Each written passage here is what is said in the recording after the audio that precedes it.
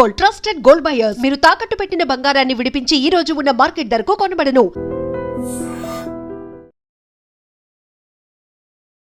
Hi guys, welcome to iDream. నేను మీ Chanakya. Guys, Telugu cinema చరిత్రలోనే మరి ఒక వండర్ఫుల్ క్లాసిక్స్ విషయానికి వచ్చేటప్పటికి అందులో అల్లూరి సీతారామరాజు ఆ పేరు వినగానే మనకైతే ఖచ్చితంగా ఒక జోష్ అనేది కూడా వస్తూ ఉంటుంది. ఎందుకంటే మన ఇండిపెండెన్స్ డే సందర్భంగా అల్లూరి సీతారామరాజు గురించి మనం మాట్లాడుకుందాం. మరి ఇప్పటివరకు అల్లూరి సీతారామరాజు ఎలా ఉంటారు ఏంటో అనేది కూడా తెలీదు. కానీ ఎప్పుడైతే కృష్ణ గారు ఆ పాత్రని మరి అయితే మనందరి ముందు ప్రజెంట్ చేశారో అప్పటినుంచి అల్లూరి సీతారామరాజు అంటే కృష్ణ గారే అన్నట్టయిపోయింది. మరి ఆ మూవీ గురించి విశేషాలు మనతో పంచుకోవడానికి ఇప్పుడు మనతో పాటు కూడా సీనియర్ ఫిల్మ్ క్రిటిక్ శ్రీకాంత్ బాబు గారు మనతో పాటు ఉన్నారు. మరి సార్‌తో మాట్లాడదాం. హాయ్ సార్, నమస్తే సార్. నమస్తే అండి. సార్, అల్లూరి సీతారామరాజు ఎన్టీఆర్ గారు ఎన్నో పాత్రలేశారు. కానీ ఆయనకంటూ లోటుగా ఉన్న పాత్ర ఏదైనా ఉంది అంటే అది అల్లూరి సీతారామరాజు. అది చెయ్యాలా? వద్దా? అని చెప్పేసి చాలా వరకు ప్రయత్నించి ఆగిపోయిన సందర్భంలో కృష్ణ గారు అది తీసేసి సూపర్‌గా బంపర్ హిట్ కొట్టేశారు.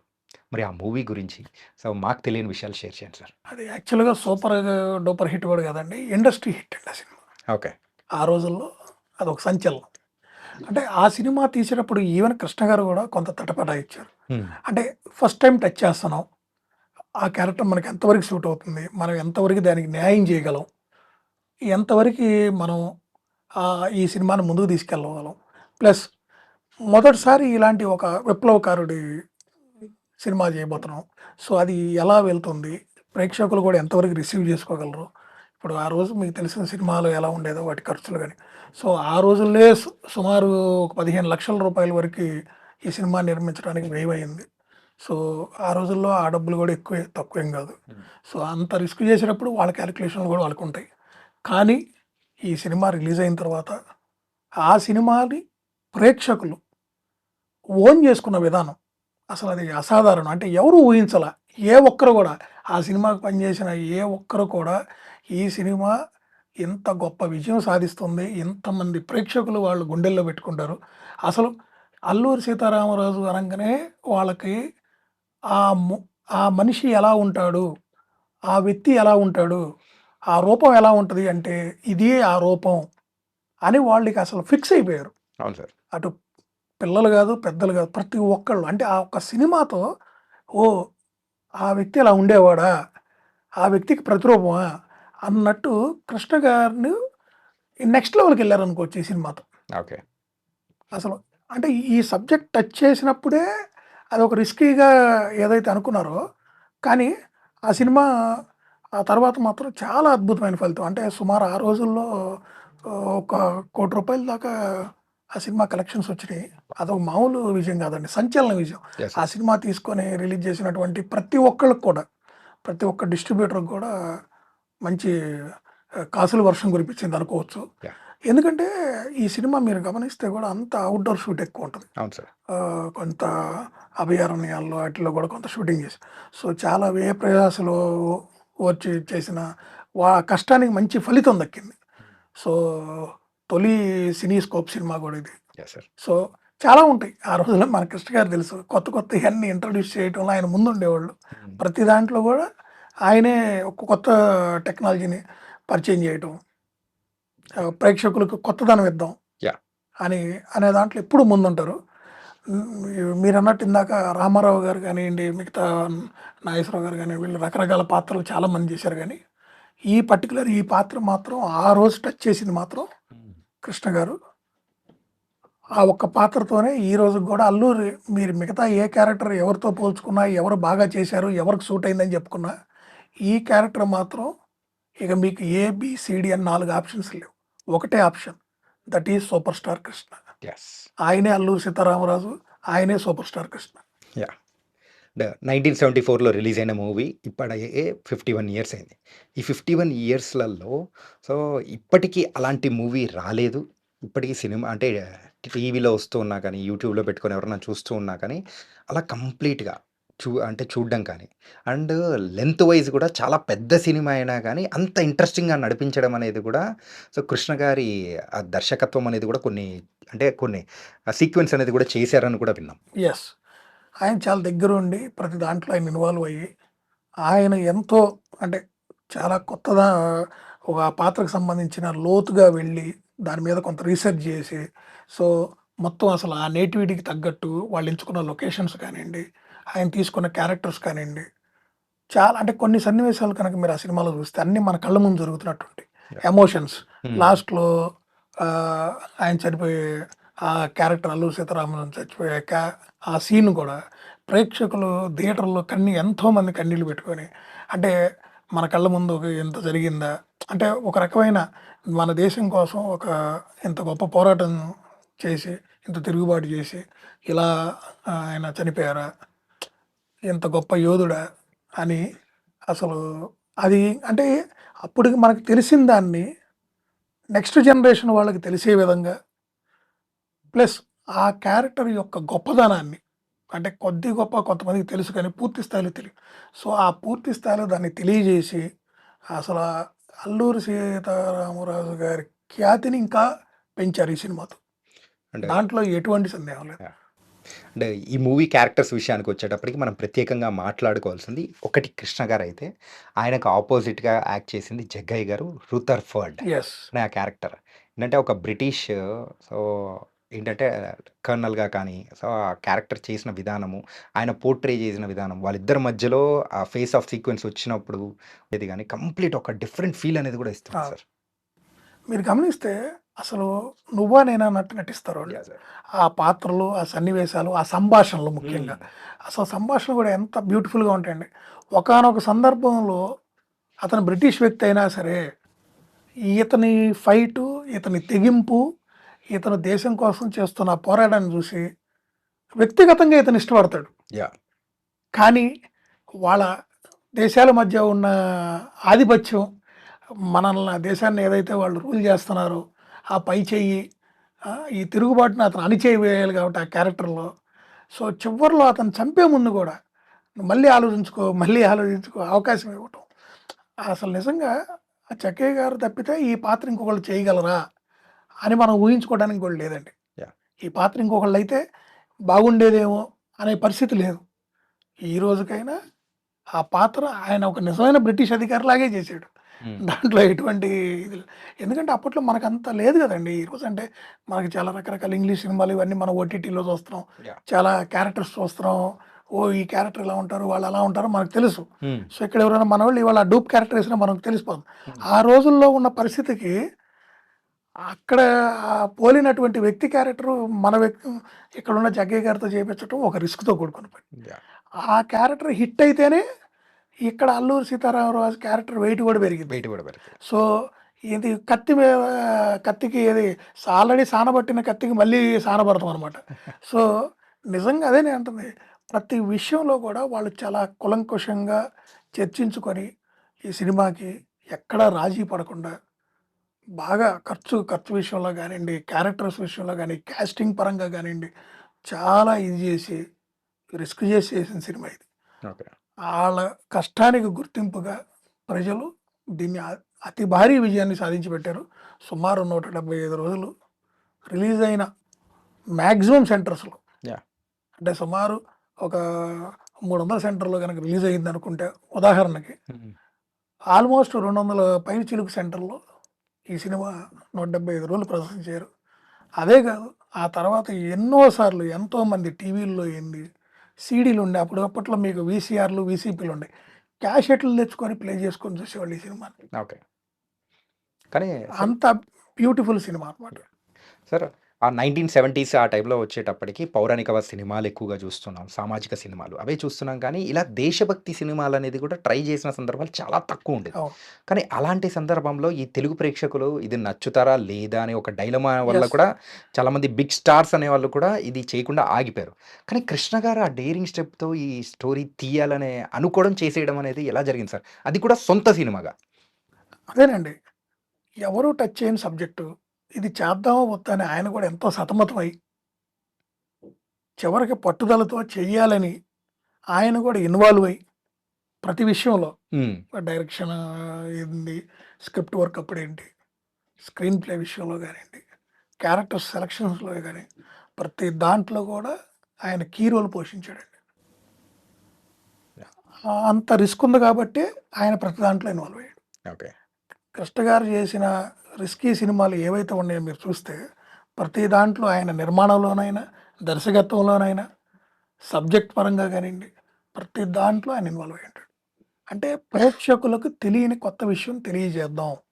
ప్రేక్షకులకి రొటీన్ సినిమాలు హ్మ్. ఎప్పుడూ ఒకటే సినిమాలు కాదు.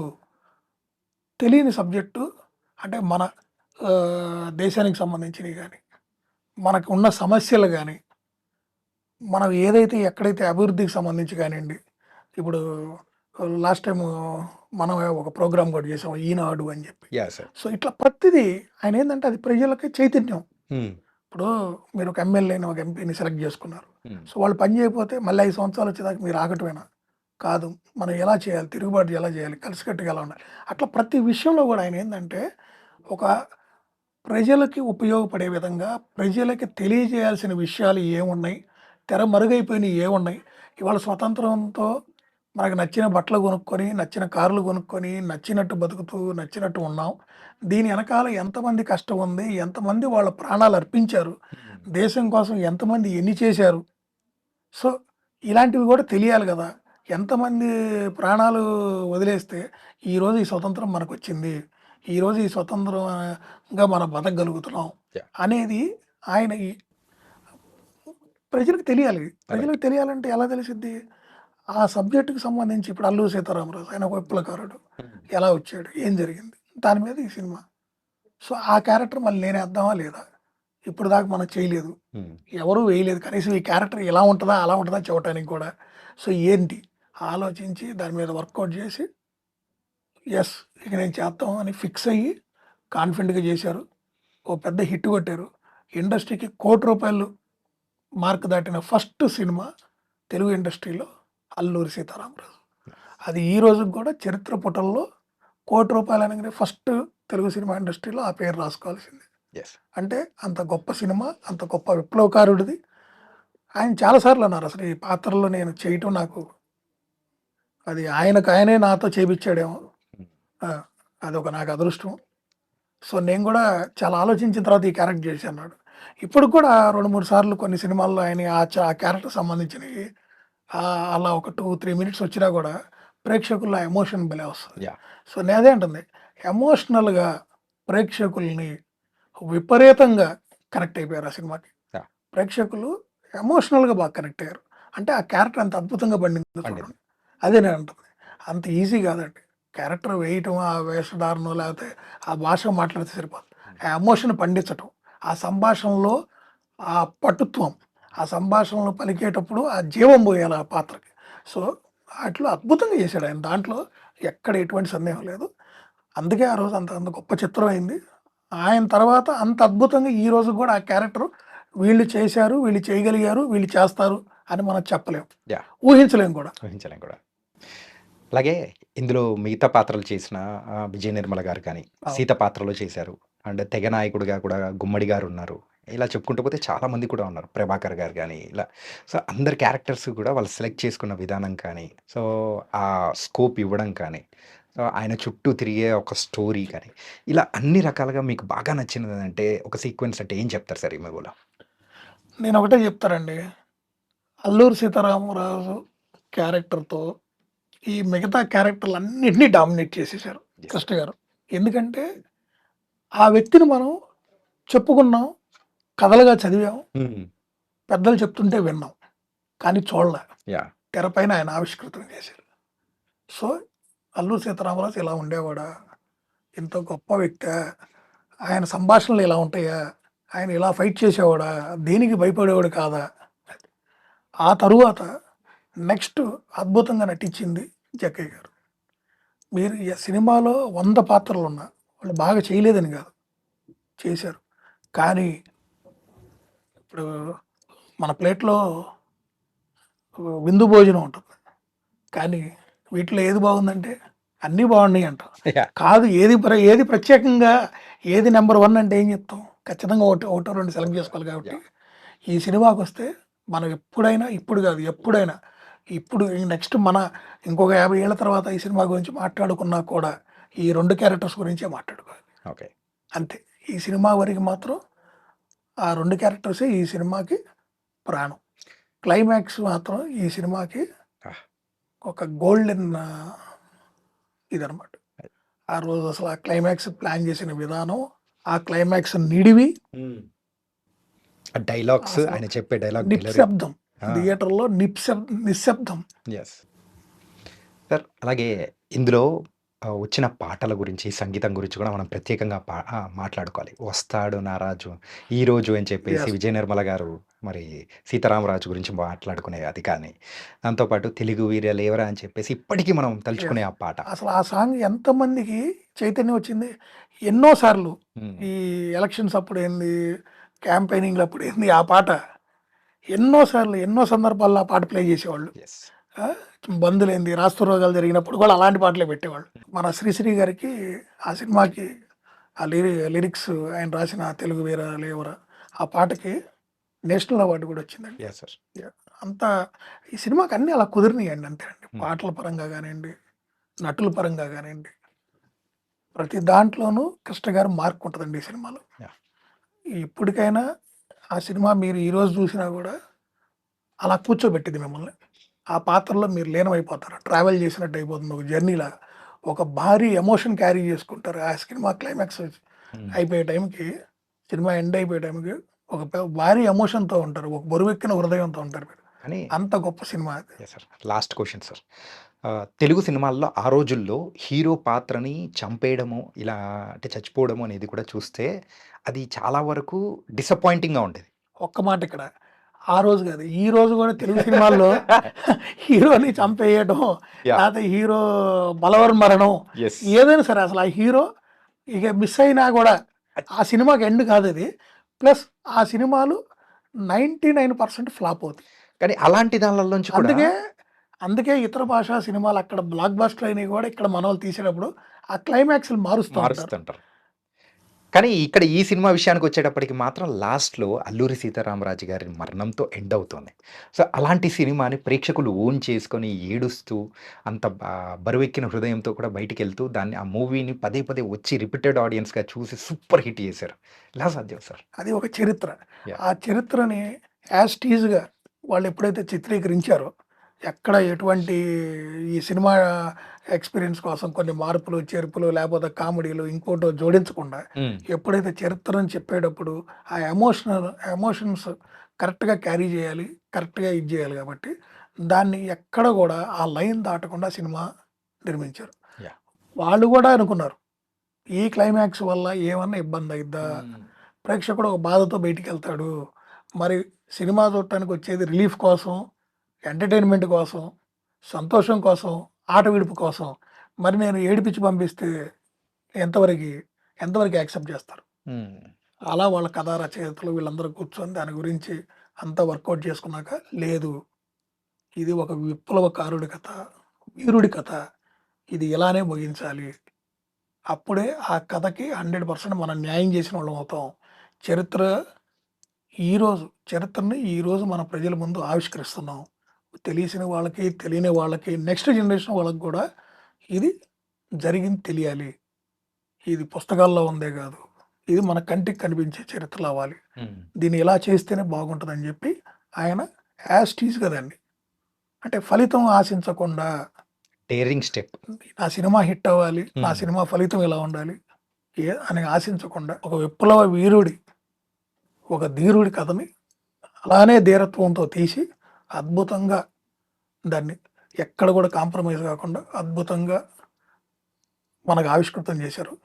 ప్రేక్షకులు కూడా 1కి 4 సార్లు మీరు నమ్ముతారో నమ్మరో సుమారు ఒక 4, 5 సార్లు చూసినోళ్ళు 50-60% పబ్లిక్ ఉండుంటారు ఈ సినిమాని. అంత రిపీటెడ్‌గా చూసారు. యెస్. అంటే అంత కనెక్ట్ అయ్యారు.